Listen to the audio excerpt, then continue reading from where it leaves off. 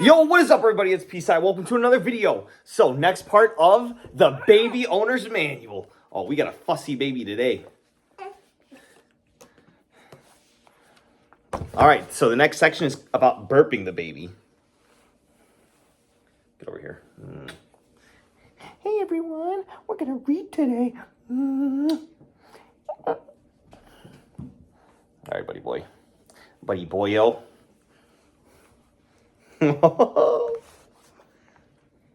Burping the baby.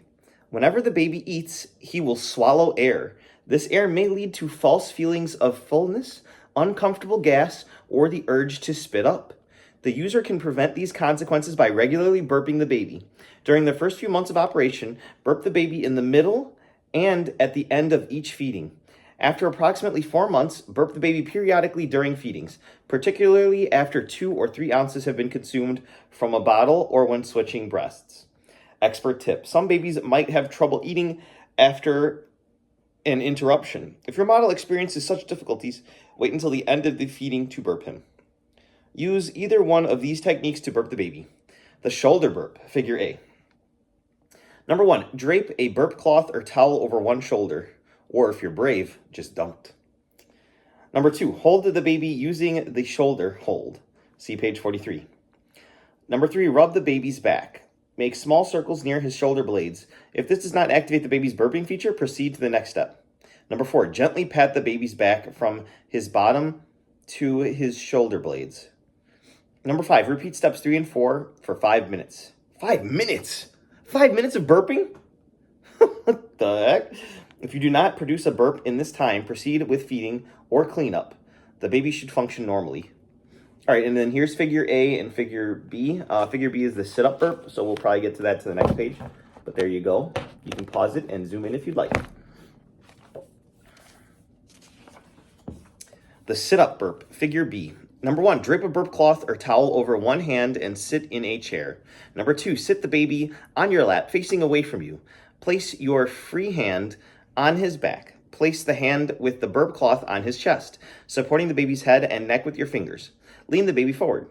Number 3, rub the baby's back. Make small circles near his shoulder blades. If this does not activate the baby's burping feature, proceed to the next step.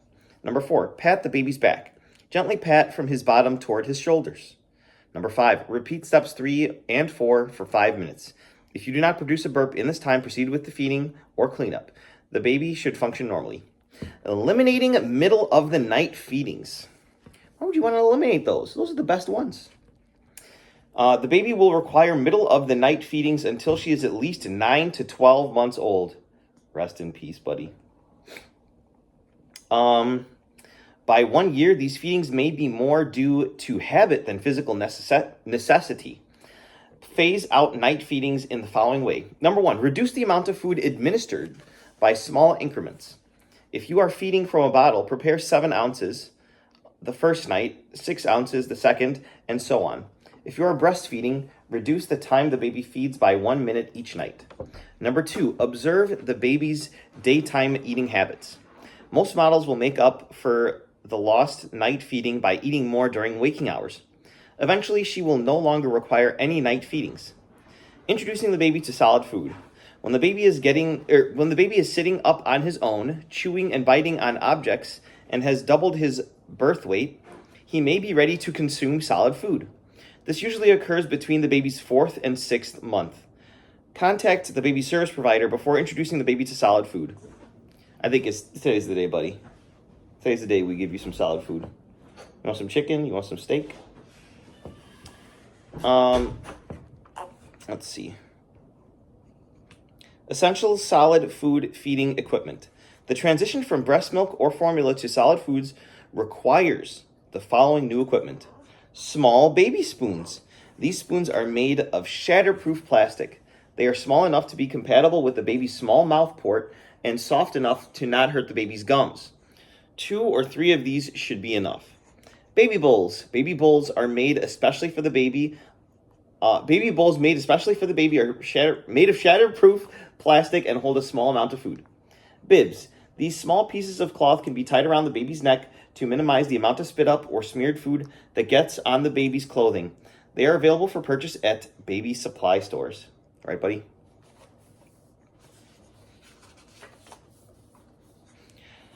High chair. This accessory will limit mobility and movement of the baby during feeding. Many different versions are available. Most will come with a tray feature upon which food can be placed. Opt for a high chair with sturdy construction. Caution, do not feed the baby in a high chair until the baby can sit up unassisted. Never leave a baby unattended in a high chair.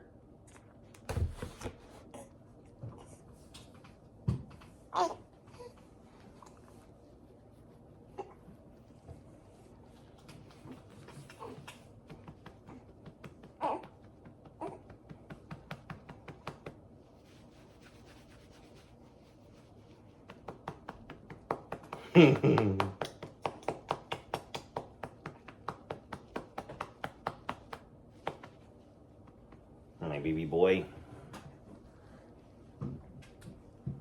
Oh no. I think he's hungry. Son of a gun. You just ate. Let's see if you can sit on Daddy's lap.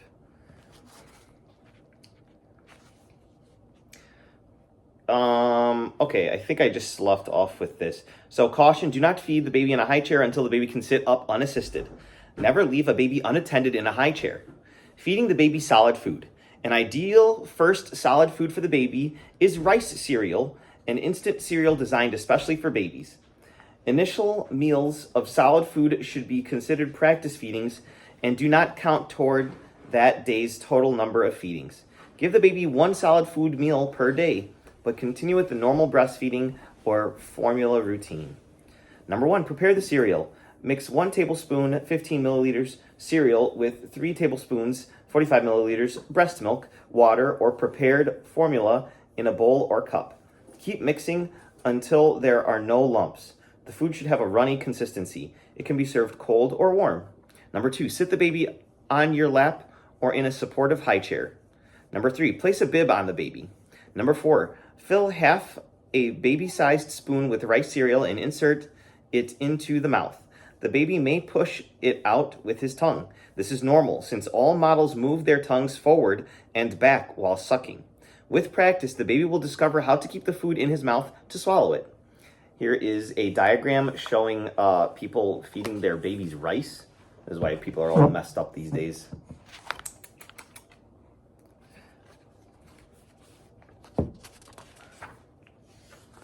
Okay, and the next page is also a diagram preparing for self-feeding. So you can pause the video and take a look at this if you'd like. Step 5, repeat step 4 with a new spoonful of cereal or with food expelled from the baby's mouth until the cereal is finished or the baby appears to be full. Number 6, be patient. The baby is learning a complicated new skill, eating. One that is very different from sucking. Consult with the baby service provider about the best time to introduce pureed fruits or vegetables, either fresh or jarred, and any chunky foods. All right.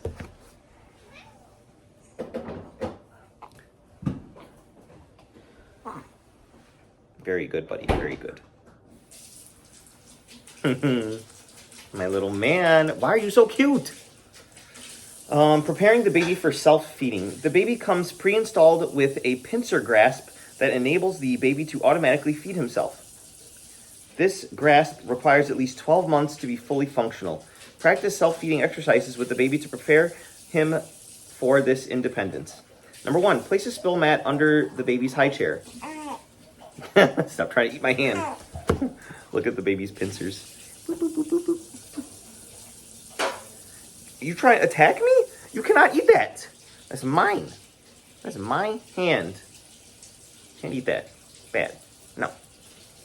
Hi,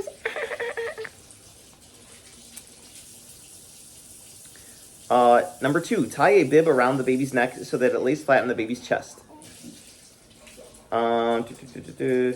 Expert tip. Some users undress the baby before feeding and forgo a bib. The baby is then washed after the meal. Because the baby can cover themselves in the meal. That's funny.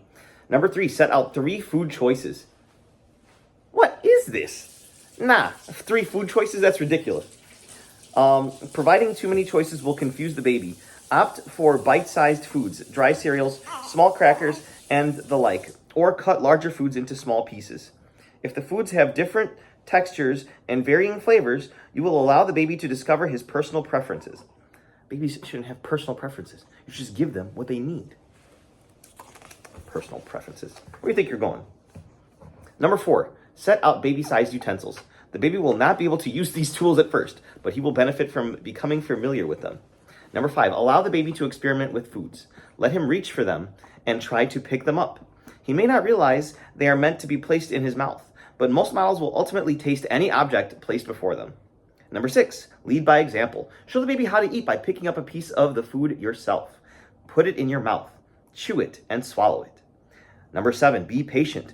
Do not get frustrated if the baby progresses slowly. This is a very slow process. Number 8, praise the baby's accomplishments. Clap and cheer when the baby picks up a piece of food or places it in his mouth.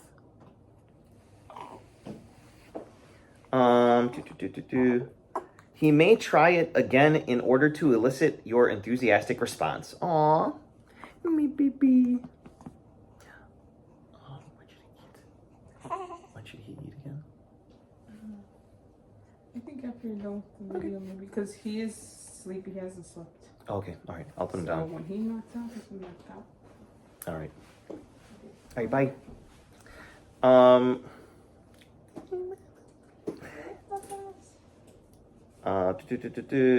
Never force the baby to eat.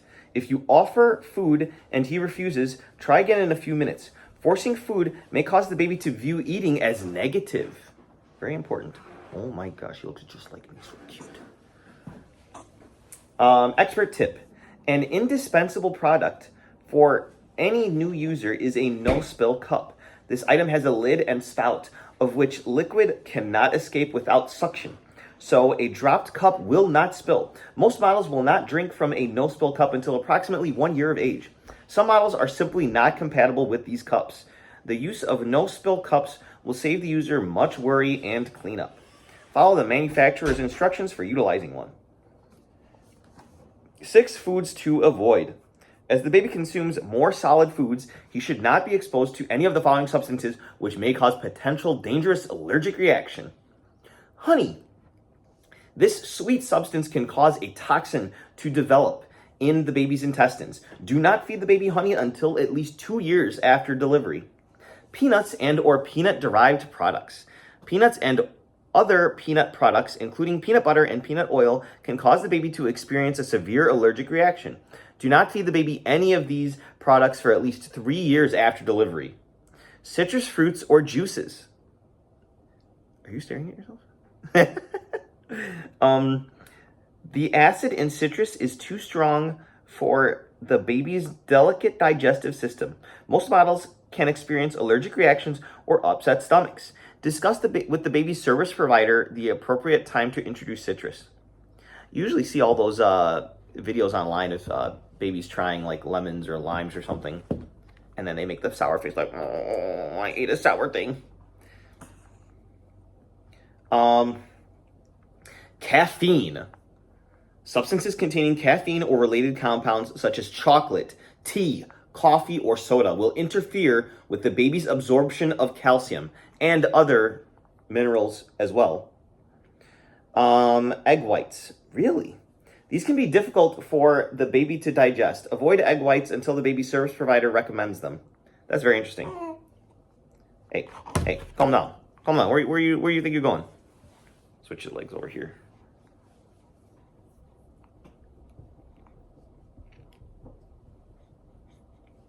You are so amazing.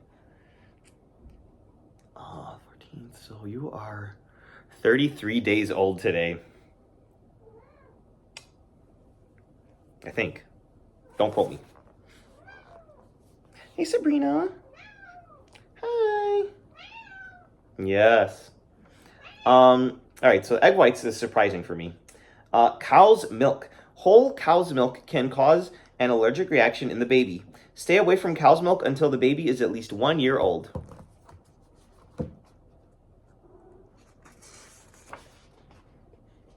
Weaning the baby. Dang it. Weaning is the process by which a baby permanently switches from breastfeeding to bottle feeding or drinking from a cup. Do not begin the weaning process during the first 6 months, which service providers see as the most important time to breastfeed. When the user or baby is ready to wean, take the following steps. Number 1, introduce a cup or bottle of breast milk or formula as an alternative source of food at feeding times. Number 2, if the baby has difficulty adjusting to the new source of food, try feeding her in a different location or change the lighting and music. Create a different mood for the new feedings.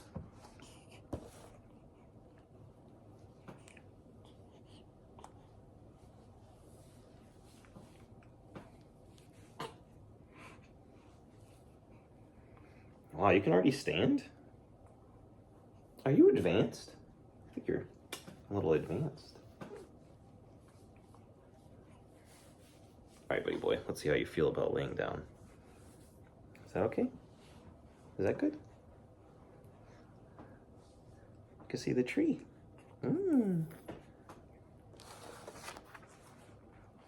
Number 3, gradually diminish the number of daily breastfeedings.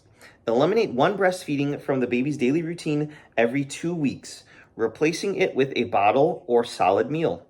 Consult the baby service provider to ensure the baby is receiving an adequate supply of nutrients. Number 4, when you are down to one breastfeeding session per day, do it before bedtime.